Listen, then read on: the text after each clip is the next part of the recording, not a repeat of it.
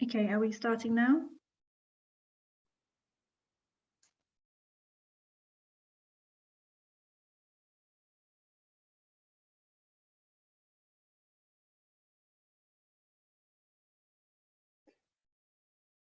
Yeah, Sally, I'd say start. Okay, lovely, thank you.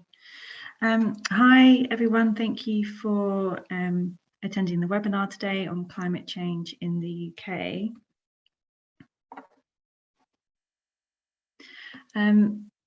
I'm Sally, and I'm joined as well with Mark, who's helping me with the presentation today. We've both been environmental consultants for 10 years now and largely specialised in contaminated land and flood risk. But a particular interest that we also have is in climate change and how that affects the UK and the property market. So what we're going to be talking to you today is give you an introduction into climate change and how that's impacting on the UK.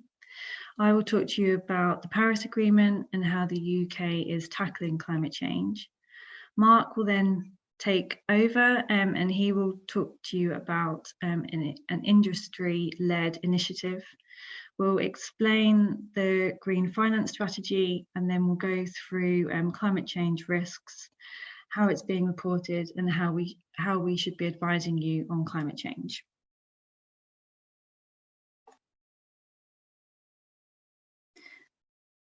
So we've all seen this graph before, where we're seeing carbon dioxide concentrations increasing over time.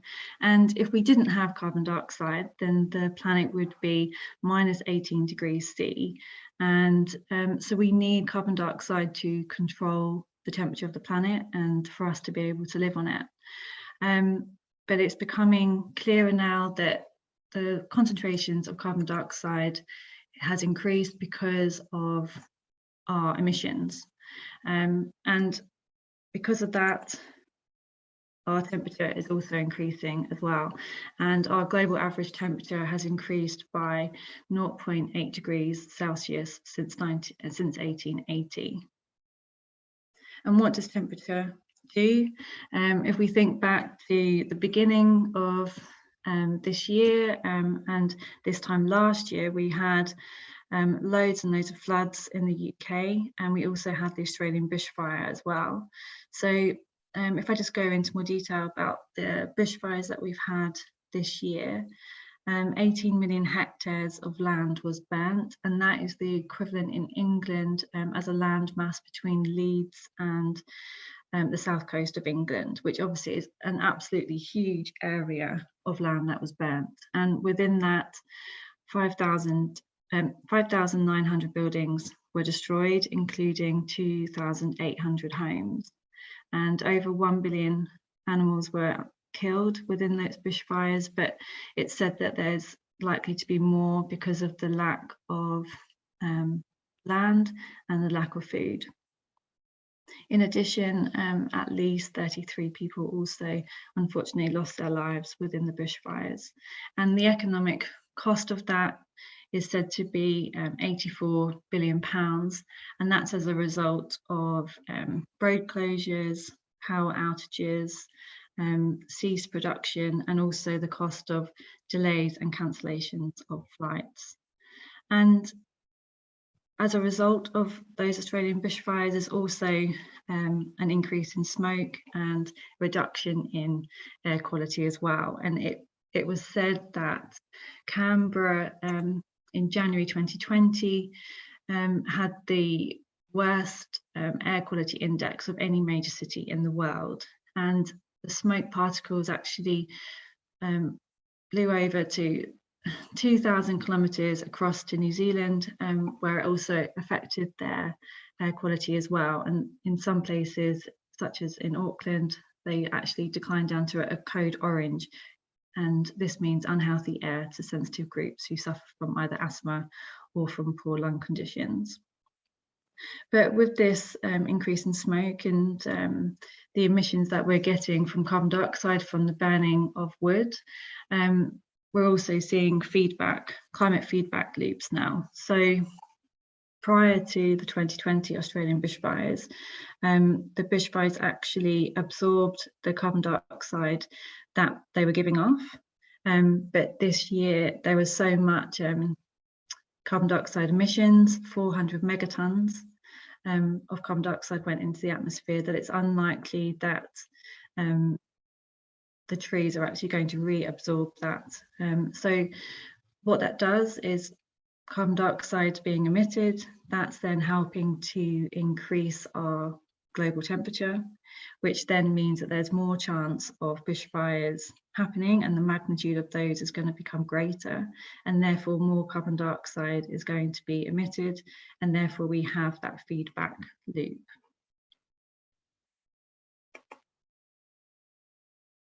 But what also temperature does is it also increases the amount of water vapor within the atmosphere as well. So we are likely to experience more floods and more extreme storms. And this graph here kind of shows you the financial losses associated with extreme storm events. And as we can see, it's increasing.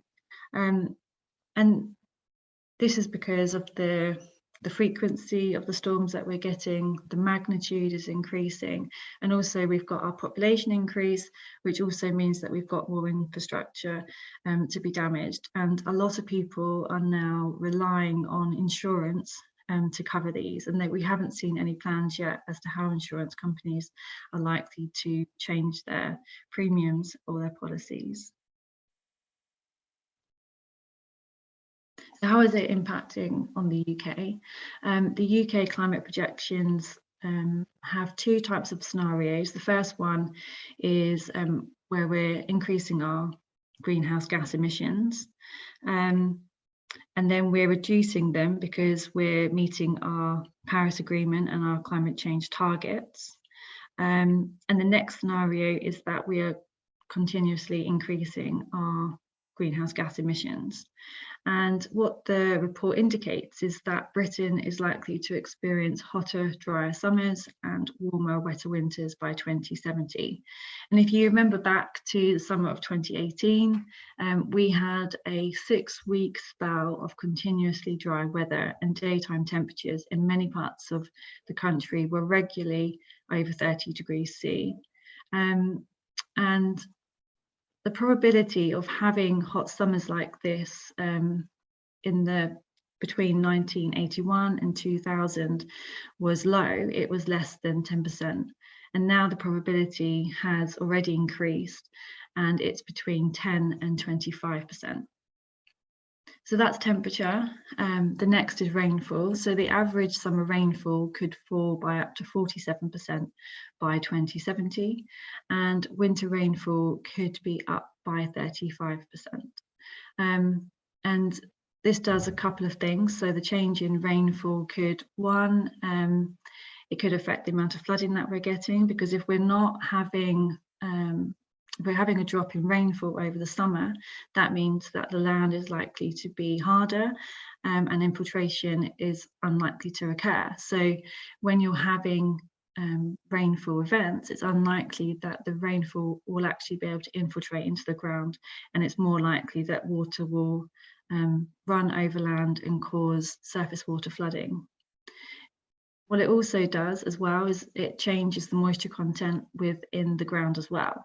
So there are particular geological formations, such as the London Clay Formation, which is very susceptible to changes in moisture content. And what we'll probably be seeing is an increase in ground subsidence as we're having those changes in moisture content, and we're seeing more shrink and swell within clays, and therefore an increase in ground instability.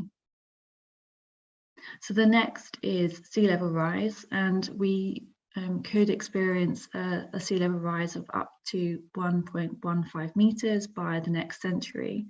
And again, this increases the risk of flooding from both inland, from tidal rivers and along coastlines, but it also can increase the amount of erosion that we're going to experience as well. So this table indicates the top 10 warmest springs on record. And as you can see, 7 of these have actually occurred since 2000. And if we think about 1999, that's 8.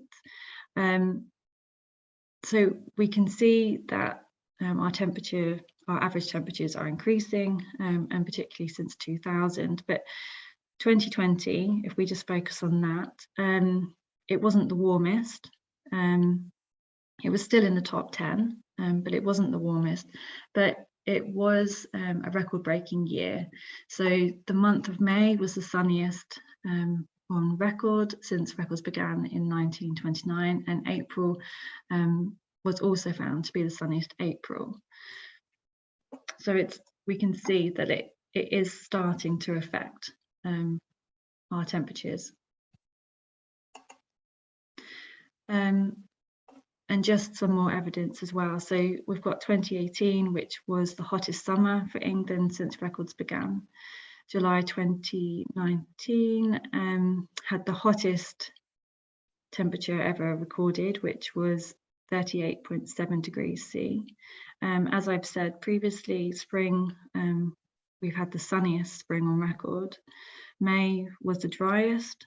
And then when we go and look at February, we actually recorded the wettest February on record as well. So our temperature and our rainfall is kind of all over the place, really, and we're seeing these extremes in changes in our temperature and our rainfall. So how else is that impacting? Okay, so we've seen our first climate change refugees. So a village in North Wales called Fairbourne is situated kind of only slightly above sea level, and the village itself is protected by a seawall and an earth bank, and the defences have recently been improved as part of a £6.8 million coastal protection scheme. However, Gwynedd Council has decided that it can no longer afford to defend the village, as there's a number of other towns that also need protecting, and it's no longer cost effective. And this is happening across the country. So it's not just relating to flood risk, but also to erosion as well. And there's a number of small villages along my area, along the south coast of England, where they're no longer being protected either, because of coastal erosion, which is only likely to increase.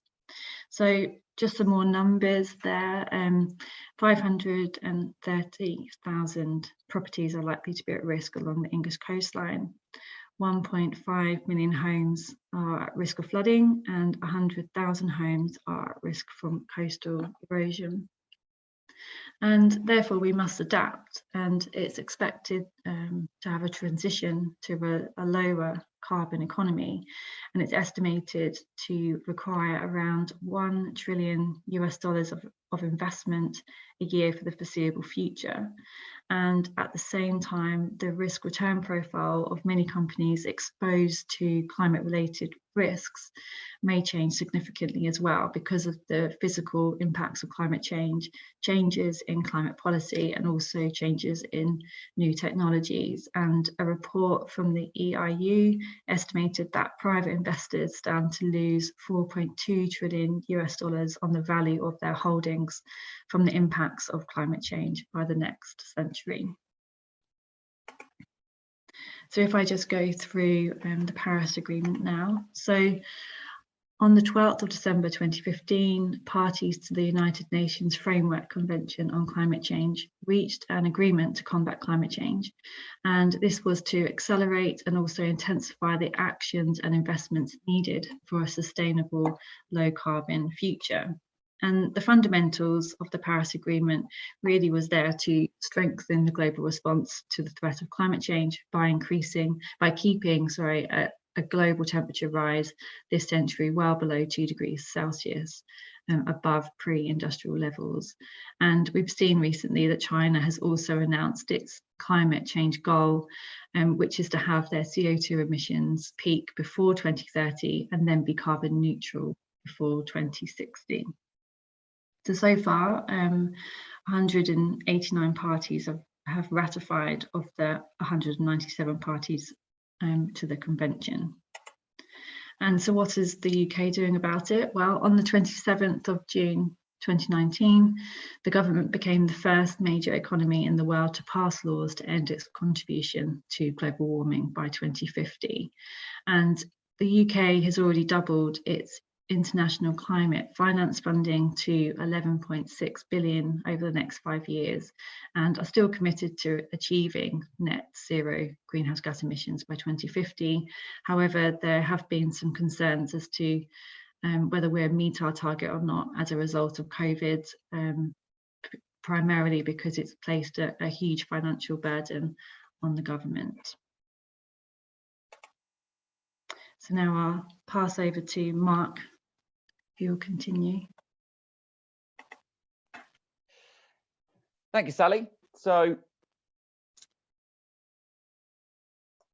discussions and commitments to change are obviously vital on a global scale if we're going to see any significant attitude to fossil fuel consumption, and inevitably as a result of that, emissions reduction on the scale that's required to meet the very optimistic goals of the Paris Agreement and being carbon neutral by 2050.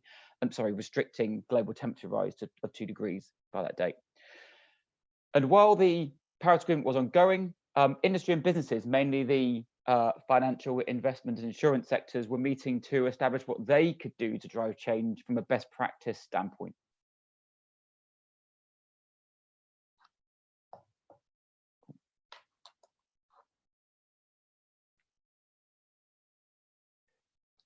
Sorry, bear with me. So they were meeting under the banner set up by the Financial Stability Board called the Task Force for Climate-Related Financial Disclosures. And the TCFD are an industry-led group set up in 2015 to help identify the information needed by investors, lenders, and insurance underwriters to appropriately assess and price climate-related risks and opportunities.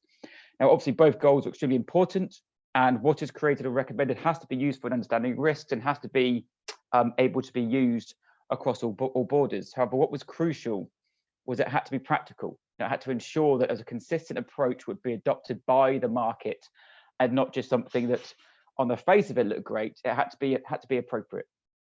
So the TCFD published their recommendations in 2017, and since then they've received significant support from across the lending, insurance and commercial property investment markets. And what is also key really to what the TCFD have been doing is that this is all voluntary.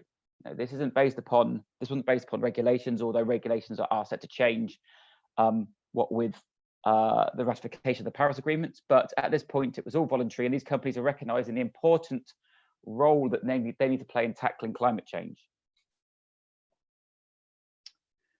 So I'm not going to go into too much depth about the recommendations. However, there are 4 widely adopted recommendations, and these are set between governance, as you can see on the slide, the organization's governance around climate-related risks and opportunities, their strategy, the actual and potential impacts of climate-related risks and the opportunities on organizations' businesses, strategy and financial planning, risk management, the process used by the organization to identify, assess and manage these risks, and then metrics and targets which are used to assess and manage relevant climate-related risks and opportunities.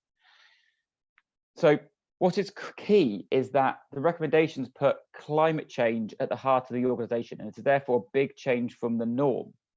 So thinking about investors, climate change historically would have been a nice to have or something that they would look to consider, unlike other risks. It wouldn't count as an investment critical decision though. But with the publication and adoption of the TCFD recommendations, it becomes a fundamental issue. Something that can have a fundamental impact on the real estate value in the future.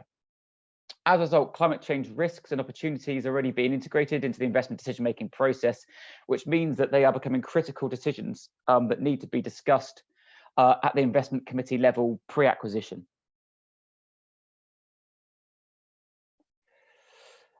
A testament to how far-reaching and how important climate change is becoming as a commercial property risk in particular can be seen from BlackRock's position. Now, BlackRock are the largest asset manager in the world with over 7 trillion assets under management.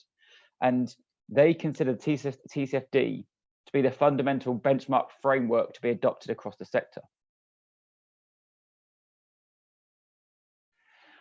Now, obviously it's great that a company such as BlackRock are committing and taking note to the recommendations and the requirement of industry to adopt the TCFD recommendations and start to disclose the climate-related risks and opportunities that could impact their business.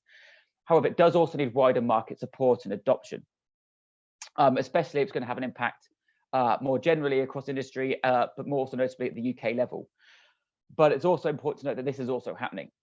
The Better Building Partnership is a group of real estate investment firms operating in the UK, and is a collaboration of the UK's leading commercial property owners, which are currently extending to 35 members, which are listed on this slide.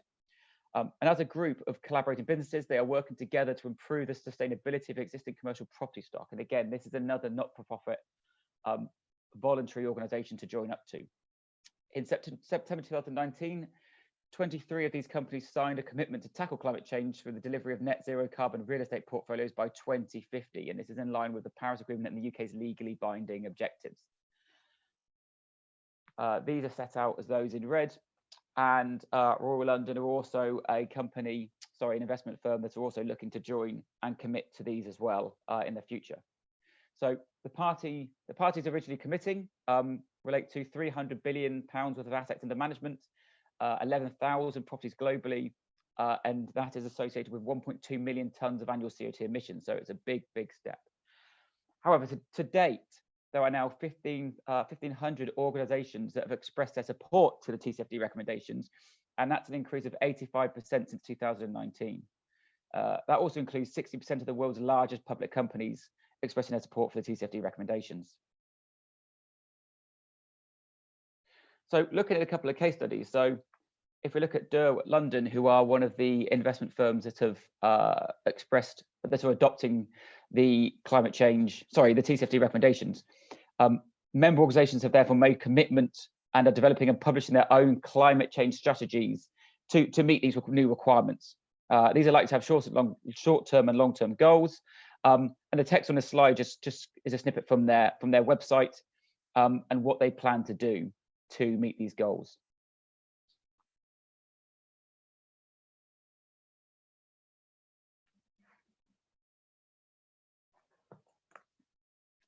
Apologies, having a little issue with the slides.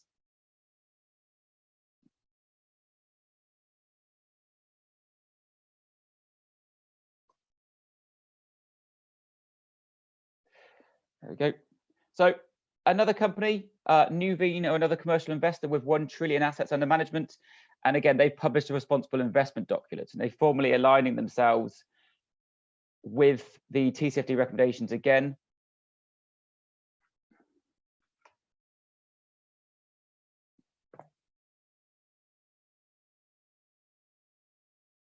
There we go. And specifically outline, they specifically reference the TCFD recommendations in their policy documents and clearly outline 2 key risks, which I'll touch on later, which are physical risks and transition risks.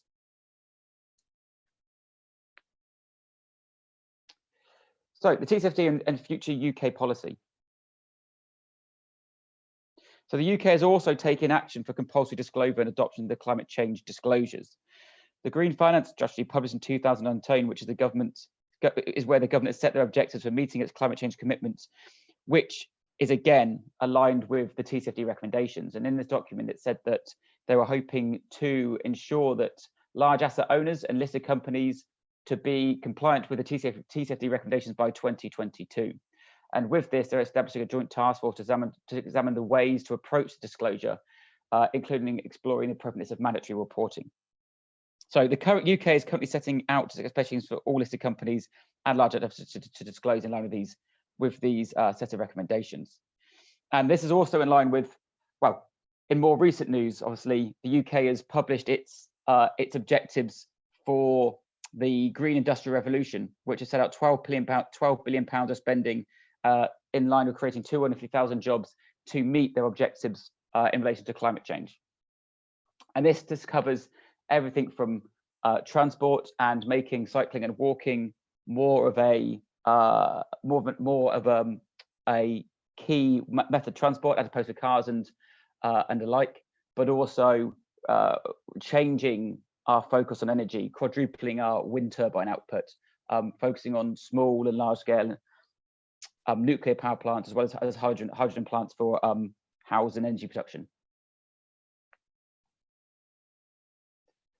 So while there's been largely a focus on commercial, there's also been a big movement in climate-related disclosure or understanding climate-related risks in the residential space. And banks and insurers are already required to understand potential climate-related financial risks as set out by the supervisory statement released by the Prudential Regulation Authority.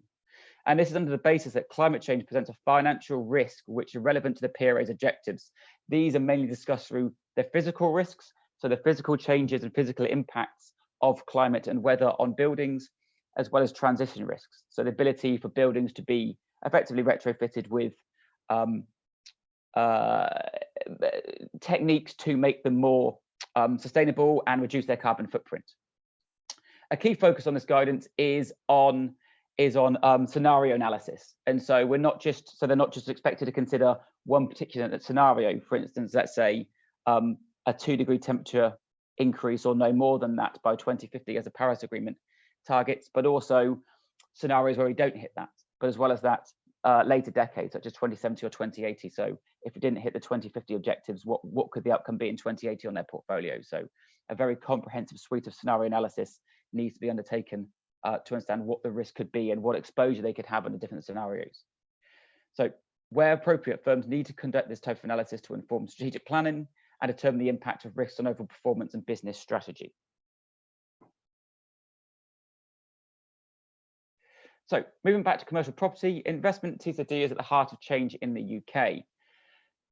And there are 3 key risk types mentioned in the TCFD recommendations, with a 4th that is likely to come later on as regulations change. And these are physical risks, transition risks, reputational risk, and then liability. As I said, the 4th would be liability, and a company failing to respond quickly enough to either changes in regulations or any of the 3 above.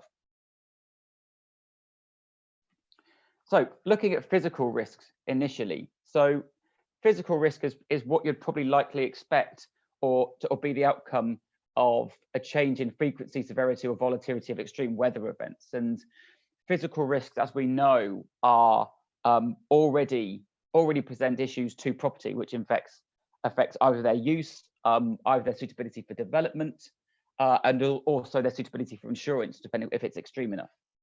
And so we're already aware of these kind of things, and they're already physical risks to property that we assess pre-acquisition. So one of the key ones being an environmental report, which would be contamination. Flooding is obviously key, but also ground stability and subsidence. And as Sally said, the severity and frequency of flooding is likely to change, especially in winter months, and the lack of precipitation in some months is likely to exacerbate ground stability or subsidence issues. So they are 2 key areas where not only there are current risks, but these risks are likely to be exacerbated by the volatility of extreme weather events in the future. So if we take flood risk as an example, effectively, if we put this simply in a nutshell, it might be that you not just need to look at what the current risk is now pre-acquisition, but also what is the projected future risk. But also not just what the potential future risk is, what is the time frame that I need to be looking to?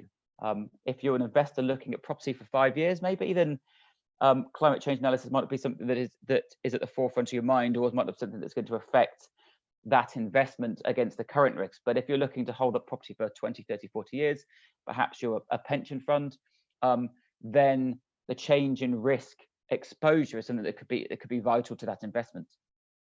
But on the whole, risk is expected to increase, and it's how these properties that are likely to see a change in risk, how they're going to be mitigated, and what the cost of that will be. The second risk is transition. Now, transition risk is basically looking at the cost associated with converting a property to becoming carbon neutral. So this would be effectively retrofitting the current property stock to be carbon neutral, either short-term carbon efficient or long-term carbon neutral. If possible, though, this can be seen as a short-term opportunity despite investment being required to improve its energy efficiency rating.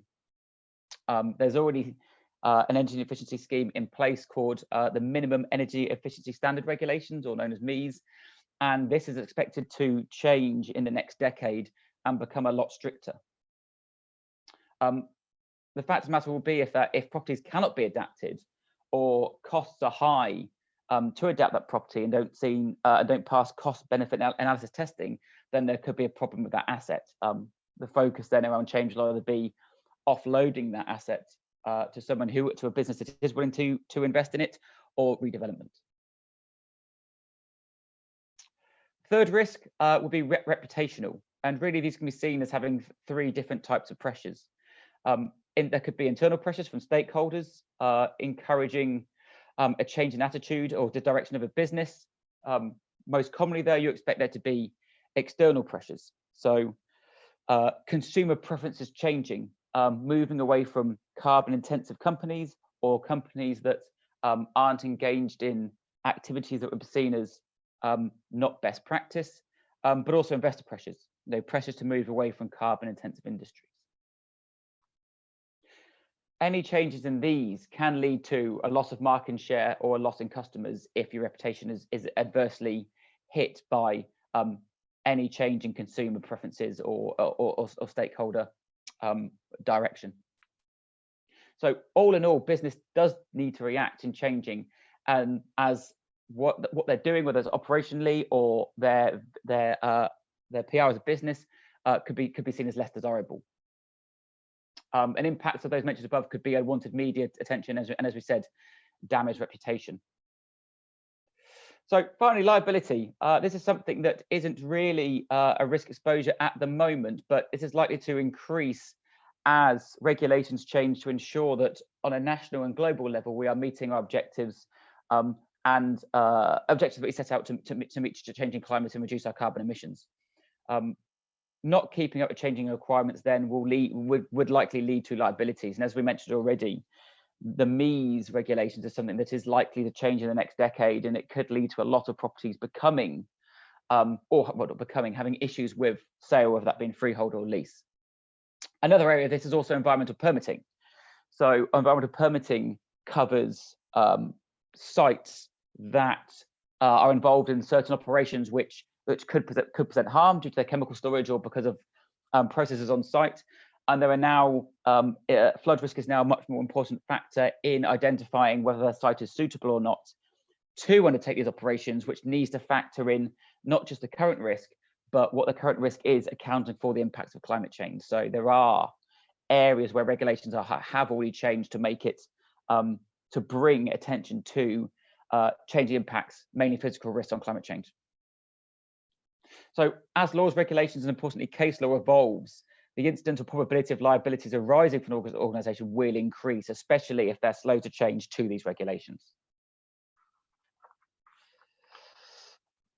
So finally, just wanted to quickly finish on what Landmark have been doing and what we're looking to do to assist with climate-related property due diligence. So one area that I touched on was with the requirements that the PRA authority set out to the insurance and finance industries, looking at climate scenarios to ensure that lenders are aware of where risks within their portfolios could be or where they are likely to be, so that there can be suitable planning ahead for their business. And this is something, an area of our business, the LBS side has been working on and has provided back book analysis for a number of banks to understand a variety of different climate risks to residential property, expanding from obviously flood risk, so higher precipitation and changing frequency of flooding, but also the change in risk in summer months from subsidence and dry months in that spell. So wetter ground in winter months and dry ground in summer months.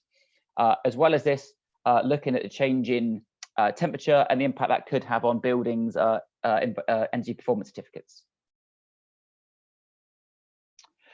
So one thing that Landmark has always done and always focused on is obviously the physical risk element, and we are well known, especially in the legal market, for providing environmental reports and flood reports. And one area that we definitely see ourselves going down is looking at this whole climate risk reporting, focusing on those risks that are identified in the Task Force for Climate-Related Financial Disclosures.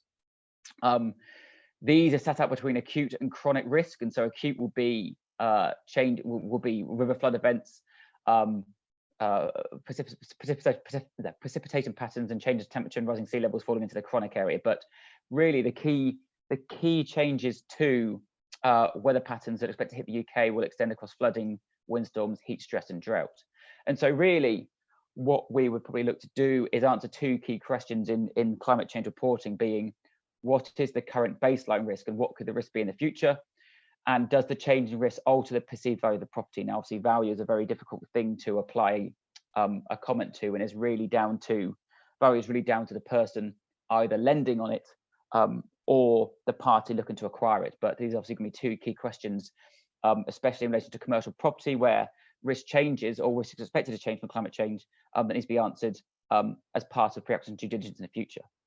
And as we can see, just as a simple graphic, the present day risk could be very different to the future risk if you are in an area that is going to be susceptible to extreme weather patterns and extreme weather change.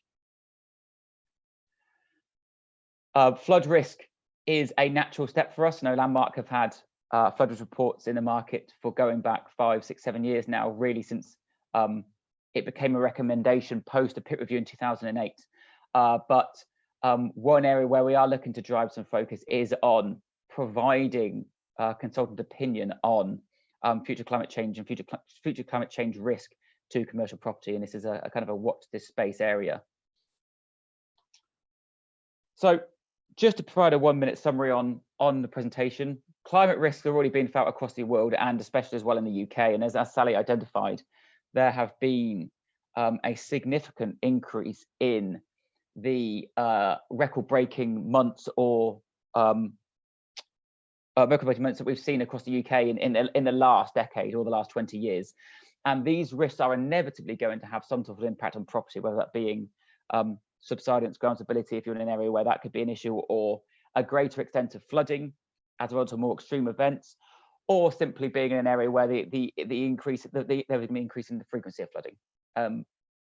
Physical and transition risks will impact property and will therefore have an impact upon value as well, and require mitigation. Now, if we're looking at flood risk as a particular issue, flood risk is something that while there are requirements for obviously national government to reduce risk and to provide information and data on identifying where risk is, at the end of the day, at a property level, flood risk is something that needs to be owned and accounted for by that property owner. And so mitigation may well come down to the party or the freeholder of that property to really prevent flooding if it is going to increase by 2040, by 2050, by 2060. And it looks as though property markets are already looking for ways to incorporate climate change risk analysis into due diligence. I'm speaking with a number of commercial investors that we work with. Climate change impacts are already, and 2050 scenario analysis especially, is something that is already being integrated into at the investment committee level prior to commercial property investors acquiring property now.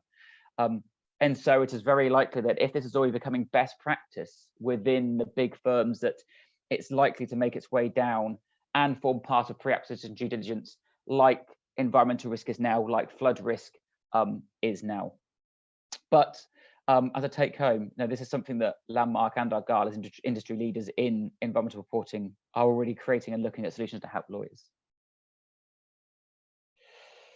Thank you very much for your time today. I apologise for the little delay in the middle of that, as there was an issue with slides, but any questions on this webinar, please feel free to contact myself or Sally.